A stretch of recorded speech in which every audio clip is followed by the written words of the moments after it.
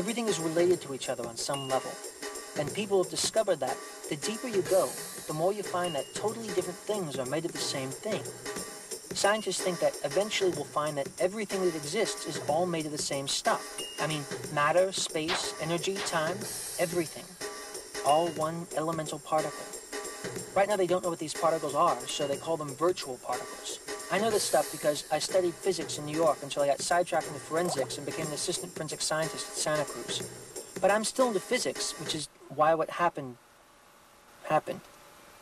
Anyway, just understand this. Empty space isn't really empty. At any moment, there are countless radio waves, gravitons, photons, and other virtual particles causing fluctuations that can be represented by virtual particles and antiparticles being created, moving apart, and coming together to annihilate themselves. Aside from matter and energy, these virtual particles make up the atomic weak and strong forces, including the gravitational and electromagnetic forces that determine the movement of the planet and our method of observation. You know, let's move ahead. You don't need to know this. Just fast forward to the beginning. Okay, stop. Just stop! Damn it! Okay, you're not supposed to see that. Just go back. Just pretend you didn't see that. I just hope the title doesn't give away anything else.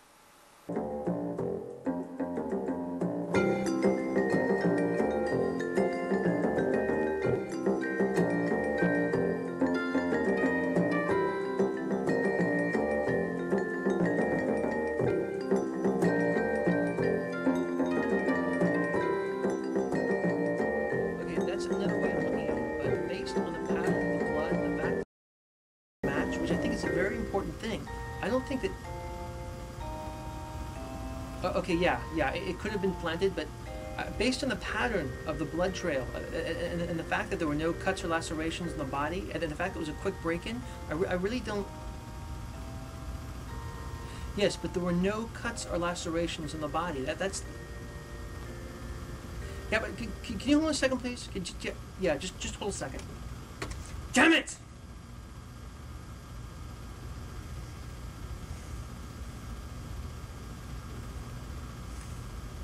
Hi. Yeah. Okay.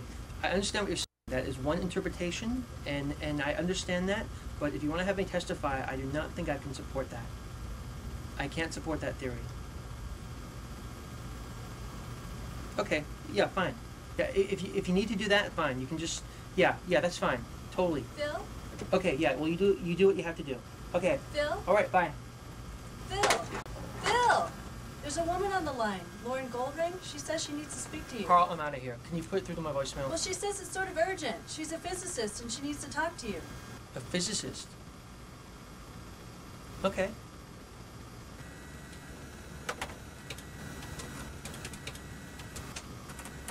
Hello? Dr. D'Amato? Yes? I saw you on television last week. On that cable talk show about the county crime scene unit. Oh yeah, about forensics and the CSU and procedures and stuff. Yeah, I was the one talking like a zombie. You said you had a passion for physics. Yeah, theoretical physics. And you're a physicist. Yes, sorry. I should introduce myself. I'm Lauren Goldring. Do you know my work? Well, didn't you write an article in Scientific American about some Hubble data? That's right. I'm calling you about my husband. He's disappeared and I haven't heard from him in 2 days. Oh, Lauren, I'm sorry. That's missing persons. It's not my department. Let me transfer you there. I know, but I think I may need your help. Lauren, that's not my department. Other people can help you better. I know that, but I don't need them. Lauren, look, we're forensics. We only help people when they're dead. Please, it's not what you think. I'm very sure that his disappearance has to do with his work. He's a physicist, too.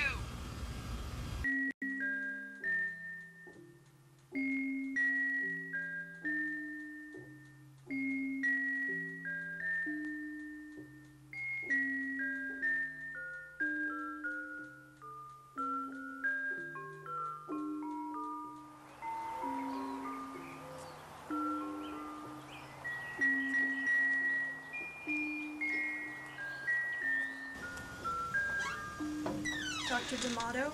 Phil, hi. Thank you so much for coming. I know the usual expectations in this case. He's with another woman, or that we've been fighting, and I know the people you talked to who say that they weren't fighting and there couldn't possibly have been another woman are the ones in which that's exactly the case. Tell me what happened. Okay, as I said before, Ian and I are physicists. His last name's Goldring, like yours. Yes, and I think this has something to do with the project he's working on. You're not in the same work? No, my area is astrophysics. The Big Bang, black hole, stuff like that. His area is in quantum mechanics.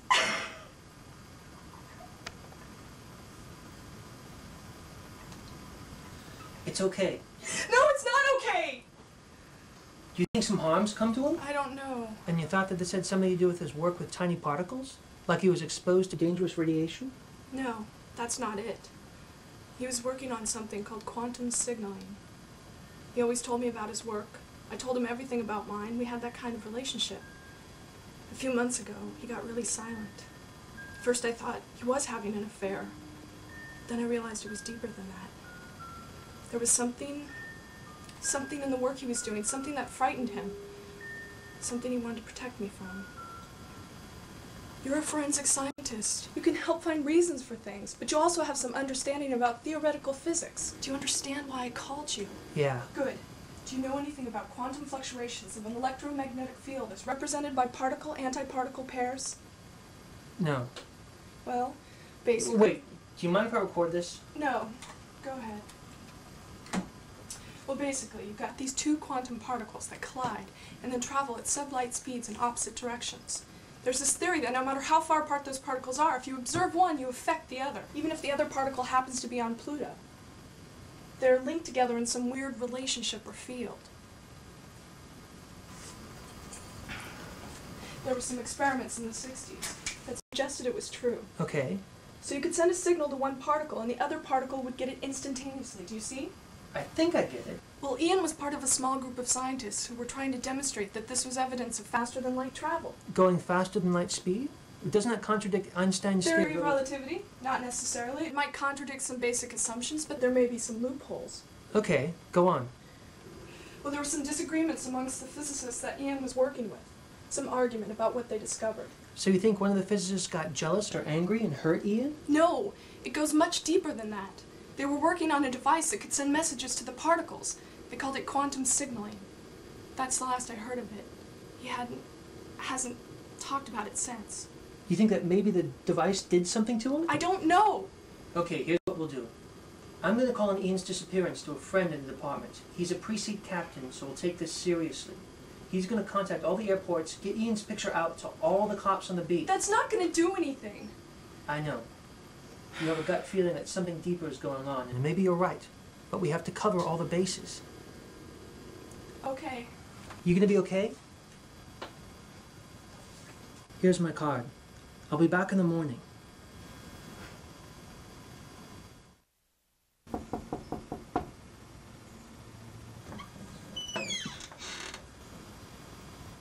Oh no!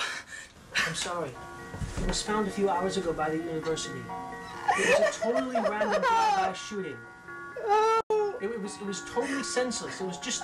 I mean, this is the type of world we live in sometimes. A random event that affects someone innocent. It wasn't random! Okay, look. I'm going to go over to where they're keeping your husband. And I'm going to see if there's anything unusual. And I'm going to call you tonight in any case. Not random. It's not random.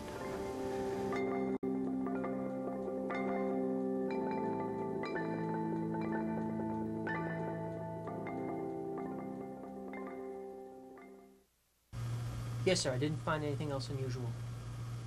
Yeah, it was just like Dr. Campbell saw it. Yeah, it was totally random. But I would like to do one more examination just to make sure. Yeah, I know. I just want to do one more just to make sure. Phil, that lady physicist is on the line for you again. Captain, I'll call you back. Yeah.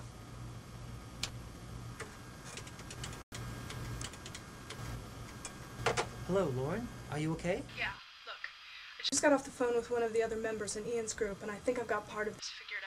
I looked at the autopsy report today, and I looked at every possible... matter. I mean, I don't think the way Ian was... I don't think it has any relevance to this. It's the fact that it happened that counts. The reason it happened. Lauren, I know it's painful, And I know you want some sort of reason for what happened. But Ian was just a random victim in the wrong place at the wrong time. Not random. Look, Phil, I think I'm really close to understanding this. I'm gonna make a few more calls. I'd like to talk to you about this some more. Can I call you back in an hour? Or maybe, I don't know, if you're not busy tonight, could you come over again? I'll see you at 7. Oh, I'll also bring some food just in case you're hungry. I mean, you have to eat, right? Yeah. Bye. 9 hours. Shut up.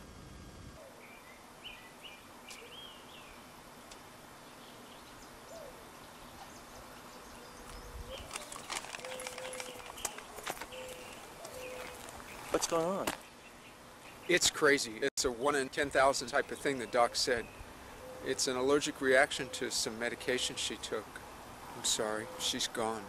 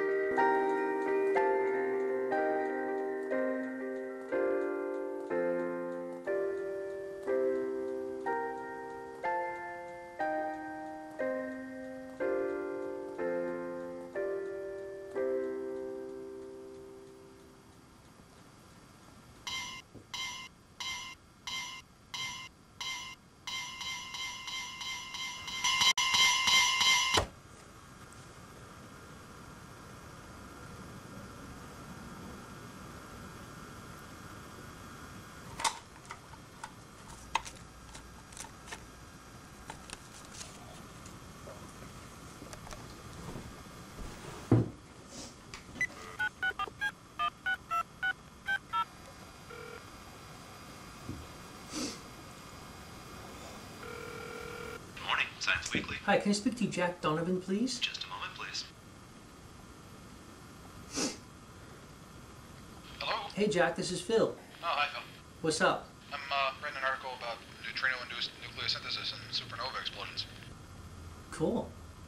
What's up? Well, I'm sort of calling in a favor. You have about 10 minutes? Yeah, sure. What do you know about quantum signaling? You mean with particle-antiparticle pairs? Yes, okay. About 2 days ago, I got a call from a physicist named Lauren Goldring. Her husband was a physicist. You could tell me more about this, so I looked through search engines and emails. There's a lot of information. I'm trying to contact Stephen Hawking. Where's that place he works? Cambridge. Right. Well, I was thinking of trying to contact him, and then I decided, I don't think I could get close to the actual scientists the way you can. You know, you're a reporter, and I'm in a crime lab unit. They'd probably shy away from you less. Yeah, especially if somebody got killed. You know, that reminds me of something that happened out at Columbia with some other scientists. Tell you what, why don't you see what you can find out at the lab and then come see me?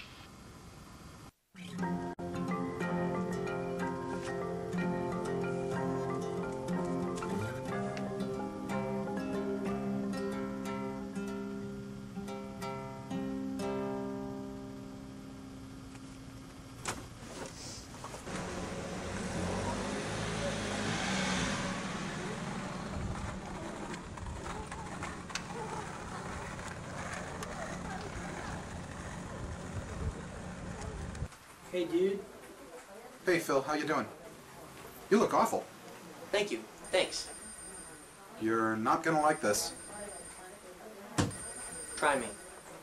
I did a lot of checking. There were 6 people working on this project with Ian, more if you count graduate student assistants. But outside of that, the project was sealed up really tightly. By the government? No, by the researchers themselves. They do that sometimes when the research they're doing is getting really flaky, like they don't want anybody else to know what they're doing until they're sure they've got reproducible results. I mean, you would not believe some of the wild stuff science has been getting into the past couple of years. I mean, especially now they've got the internet so they can post anything they want. Jack, just get to the point. Okay. 4 of the 7, including Ian Goldring, are now dead.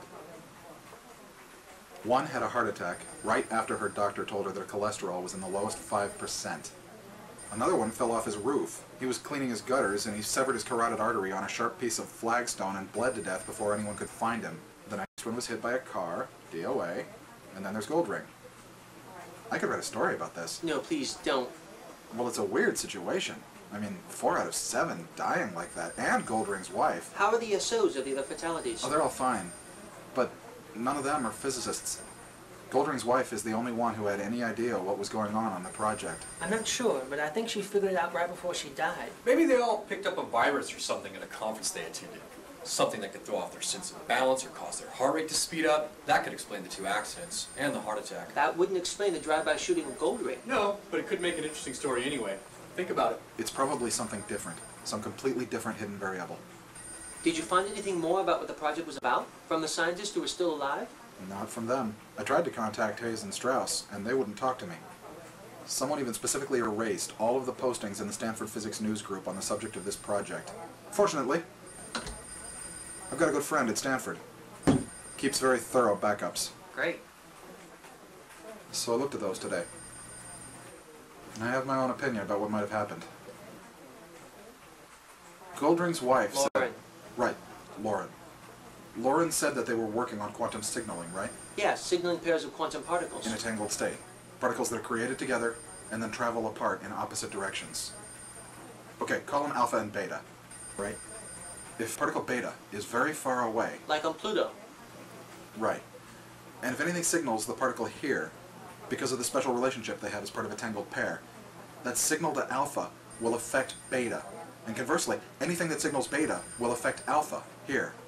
What do you mean by signaling it? What things would affect the particles? Well, electromagnetic radiation. You know, gamma rays, cosmic rays, microwaves. Radio waves? Sure, anything in the spectrum. So if we were to broadcast NPR to the alpha particle, people on Pluto could hear it from the beta particle there. Yeah, if you tune things correctly, and I'm sure a major part of the project was figuring out how to do that, but the point is, it would happen instantaneously. Faster than light speed. So sending information faster than light is causing scientists to die? Wait, I'm not finished. There's something else. Keep in mind, we're dealing with quantum fluctuations in a space-time universe where everything's relative, and space and time are just different dimensions. When those particles travel apart from each other, they don't just have to travel in space. They can travel in any dimension. You mean through time? Like into the past? Or the future, yes. So you send signals to the alpha particle, and if the beta particles in the past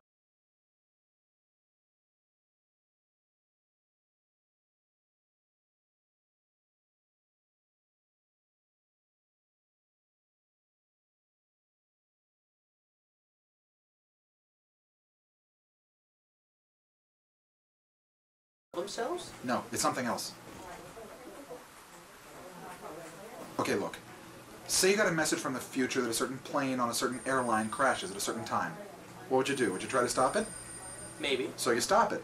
So now a couple hundred people who were supposed to die are alive. And those people have children. And they affect other people and events. You've basically changed the entire future. And in the future that you created, there was no plane crash. Okay. But if there's no crash, then there'd be no motive for anybody to send you a message saying that there'd been a crash. So you didn't get the message, so you didn't stop the crash. So the plane crashed. It's a paradox. Exactly. And if these kind of paradoxes start happening all over the place, eventually it starts to unravel the whole cause and effect nature of the universe. So that's what the scientists did? Created a paradox? Well, it's not supposed to be possible. Stephen Hawking says that if anybody sent information backwards through a closed time-like loop, even on a quantum level, that the causality violation would build up an energy disturbance so great that it would immediately nullify the connection.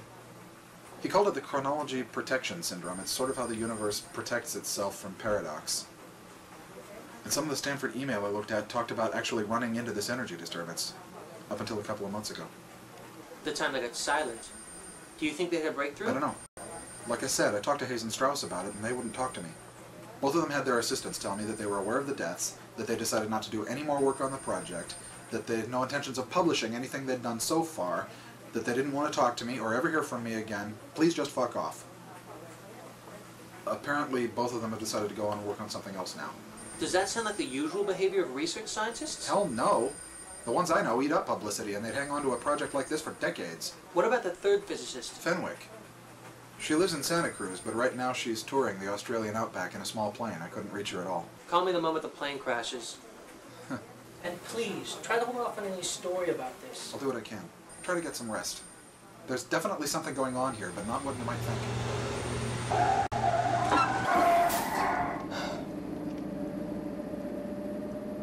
Okay, quantum signaling. Let's say that everything Jack said was true, that you could influence a beta particle by affecting the alpha particle. Well, Stephen Hawking says that this was possible, but if you tried to do something like that, you'd create this massive energy disturbance that would destroy the ability.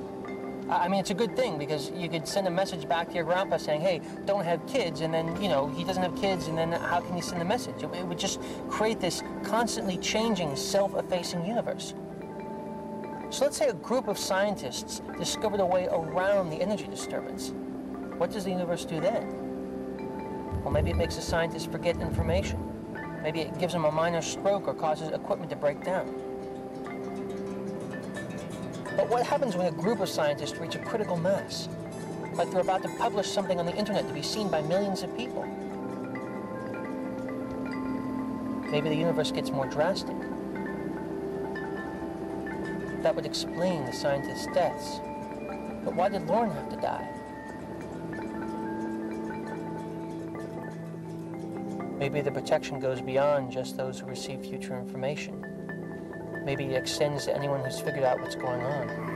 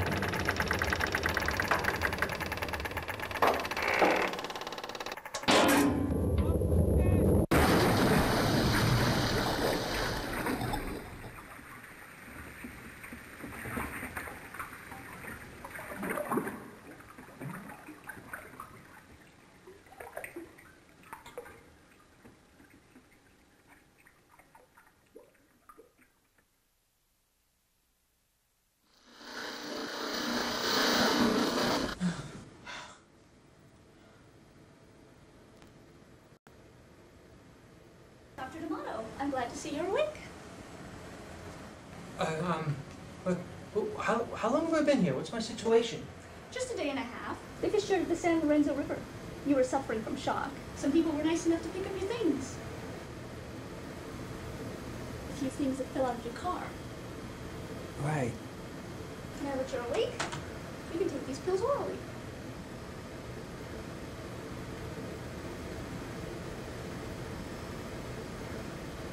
No, that's all right. I'm okay, really. Dr. D'Amato, it's important that you take these pills. Jeez, doctors make the worst patients. Get back in bed now, or I'll call the resident on duty. Get in bed. And stay in bed until the doctor can see you. You stay right there until the doctor has a chance to come back and look at you. All right. Right there. All right.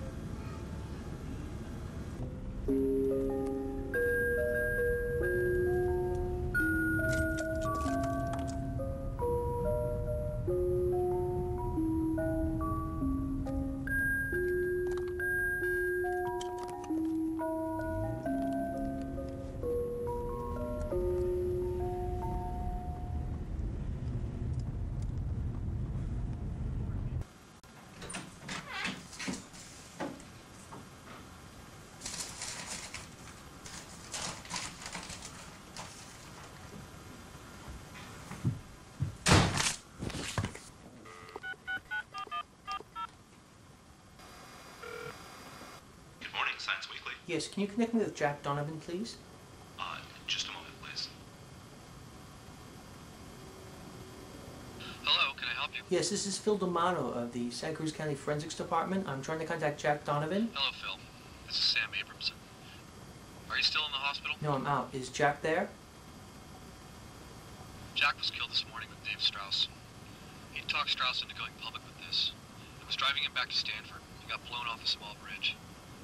It was a freak accident. It's no fucking accident. Well, I really don't know what it is. It's no fucking I accident. don't know what I know. Except that at this point, the story's on hold. That's a good idea. I'll go back to you. Take care of yourself. God knows what that subatomic radiation can do to the body and mind. Right. Or maybe it's just coincidence. God only knows.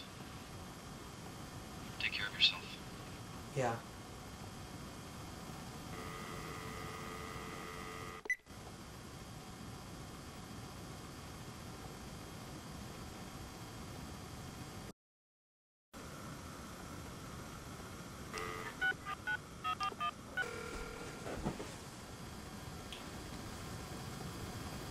Hello, this is Phil D'Amato of the Santa Cruz County Forensics Department. I'm trying to reach a Dr. Richard Hayes.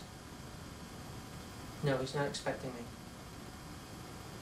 I understand he doesn't want to talk to anyone, but this is a matter of life and death. This is important to me and to him. Would you please track him down? Yes, I'm trying to contact Sir, I'm trying to contact Dr. Richard Hayes. I'm from the Santa Cruz County Sheriff's Department. It's vital that I talk to him. It's a grave matter. This involves multiple deaths, which could be homicides. If you know he's there and you're not getting it for me, technically that's interfering with police procedures and I can hold you directly responsible. Now, I would like you to get him for me now. Hello? Yes, this is Dr. Phil D'Amato from the Santa Cruz County Police Department. I'm trying to contact Dr. Richard Hayes. This is Richard Hayes, and I don't care if you're at the head of the damn FBI. I'm going to talk to you about this just once, now, and then never again. Okay, all right. Why don't you tell me what you think is happening, and then I'm going to tell you what I know, or what I think I know. What's happening is this. I was working on a project with my colleagues, that's true.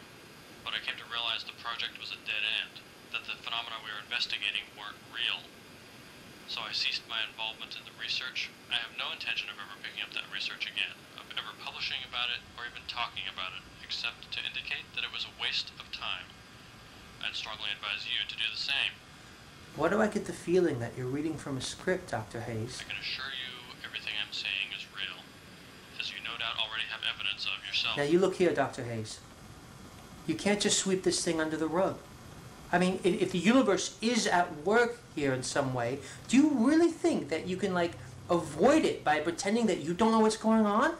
I mean, the universe knows you're acting. Your act is part of the universe. And people are going to find out anyway. They're going to post on the internet. They're going to publish something. No one's going to publish anything, because nothing happened. Dr. Hayes, if you want to live, if you really want to live through this, then you've got to face what's happening. You have to find out what's happening, and you have... Seriously mistaken, and that, I'm afraid, concludes our interview now and forever. Dr. Hayes, there were other ways of looking at this.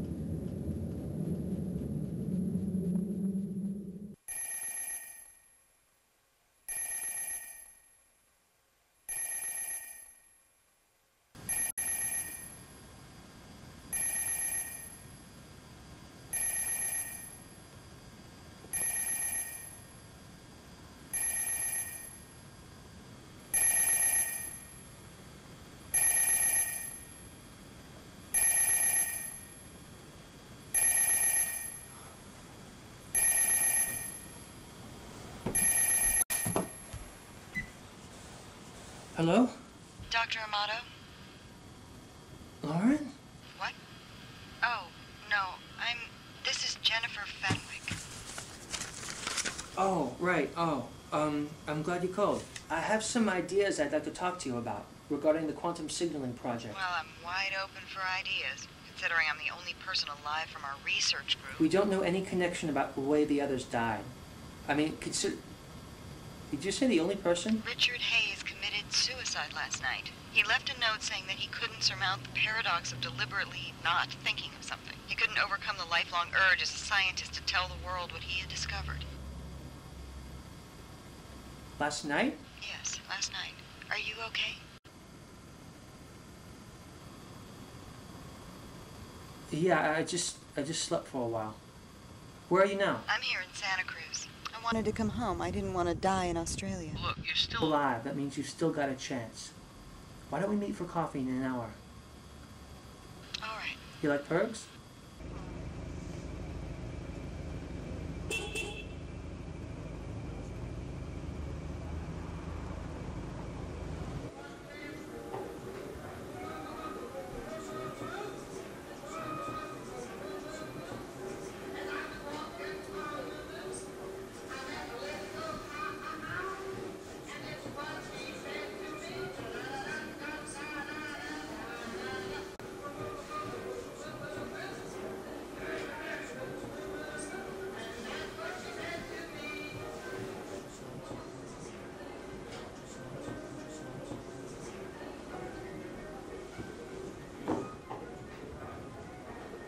Okay, here's what I have in mind.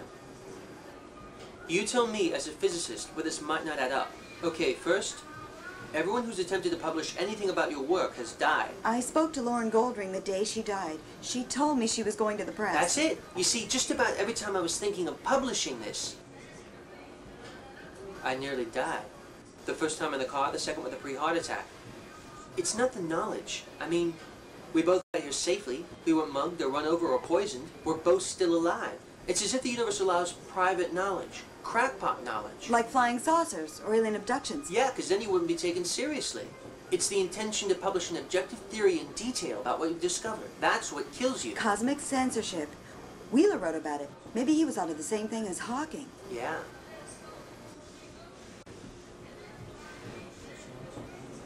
I can't ignore this. I know. Eventually, I'd need to tell someone, maybe not now, but as a scientist. If I tried to keep all this inside of me, I'd end up like Richard. I know. We can't publish the information, and we can't will ourselves to forget it. But I've been thinking about this for a while, and I think I may have an idea. Okay, sometimes in forensics, if you have a body that was killed in a certain way, and you don't want the murderer to know that you know how they were killed, sometimes, and this is in the strictest confidence I'm telling you this, sometimes we deliberately misinterpret evidence. For example, say someone gets hit in the head with a rock. We might say they slipped and hit their head in a rock, so the murderer doesn't know what we know. Okay, I don't see how this applies to our situation. Okay, well your group thinks it built a wormhole that allows signaling through time. We did. I know. But couldn't you find another phenomenon to attribute the effects to? I mean, scientists still believe in time travel anyway, right? So couldn't you attribute the effects to something completely different from anything that dealt with time travel? I mean, geez, why do people believe in time travel anyway? Because of H.G. Wells, because of science fiction. That's the only reason people think about it. So what if you published an article on your work and attributed the findings to something other than time travel? Come up with some bogus theory that accounts for the false time travel effects. The graduate students only worked on the data acquisition level. Only the project principals, the 7 of us, knew that this was about time travel. No one else. Then without the time travel label, all you got is another 100 little experiments in this area per year. You could send the scientific community off in a different direction. Could you do that? Our group created this type of exotic matter that makes the wormhole possible. And no one really knows exactly what makes it work. I could present a case that some peculiar properties of this exotic matter create effects that mimic time travel. No, that's not going far enough. You can't just say that it didn't invoke time travel. That's like some of the police never heard of coming into the station to say they didn't kill someone. It'll only arouse suspicion. 8 years at Stanford. I am supposed to pursue the truth, wherever it takes me. And how much truth are you going to pursue when you're like Hayes and Strauss and the others? Einstein said the universe wasn't malicious. Einstein lived a long time. Maybe he knew something. Maybe he wanted to live past middle age. Damn it, couldn't I just swear before God and you and the universe that I will never ever publish anything about this, huh? What about that? I don't know, that might be enough. But look, if you publish something now that specifically attributes the effects to something other than time travel, it's just... There's 2 reasons that this would be a good idea. First of all, it would be safer for you. If, years from now, you changed your mind and decided to publish a paper that said you actually succeeded with time travel, you'd already be on record saying that the effects were something else. You'd look like a crackpot. Oh, good. And the other reason that this is a good idea is that scientists would be less likely to discover this if they were sent in the wrong direction. Don't be too sure. I'm not sure, but think of it this way. You're working on the cutting edge of physics with your quantum signaling. No one knows what to expect. The physicists in your group were the best minds in that area. You can create the context. No one's left to contradict you. You can point people in the wrong direction, away from time travel.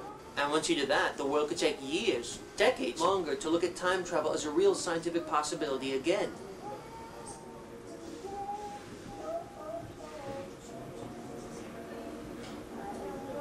You know, Jennifer, the truth is, we've all been getting along pretty well without time travel anyway. That has nothing to do with the pursuit of scientific fact. You know, Einstein once said that if he had known that his discoveries about mass and energy would have been used to build an atomic bomb, he would have become a watchmaker. Time travel could wreak more havoc than nuclear weapons ever could. The universe may not be wrong here. Jennifer, you have a chance to do what Einstein didn't. Choose the future by choosing to protect a potentially dangerous secret.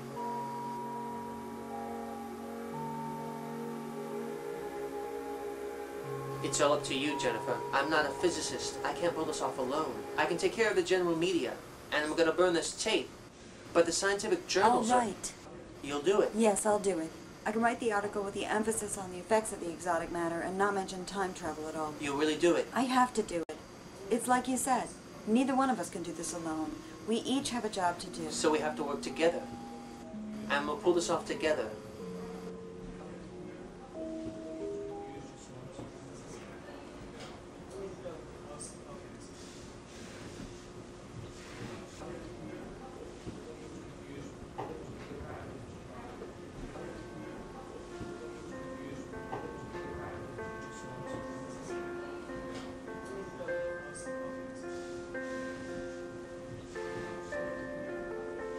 Okay.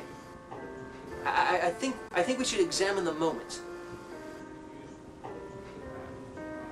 Okay, in a way, I think you and I are sort of like particles in a tangled state, and the universe is trying to bring us together to keep the secret.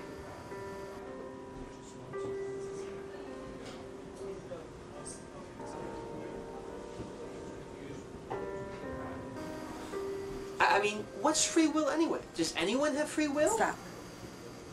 Talking. I have an idea. If we're going to be forced down some romantic path, then we might as well pretend we started it. Want to go for a walk? Right, a romantic walk. A walk. We can talk about existentialism. And what I'm going to do about a career. Maybe you could make watches or something.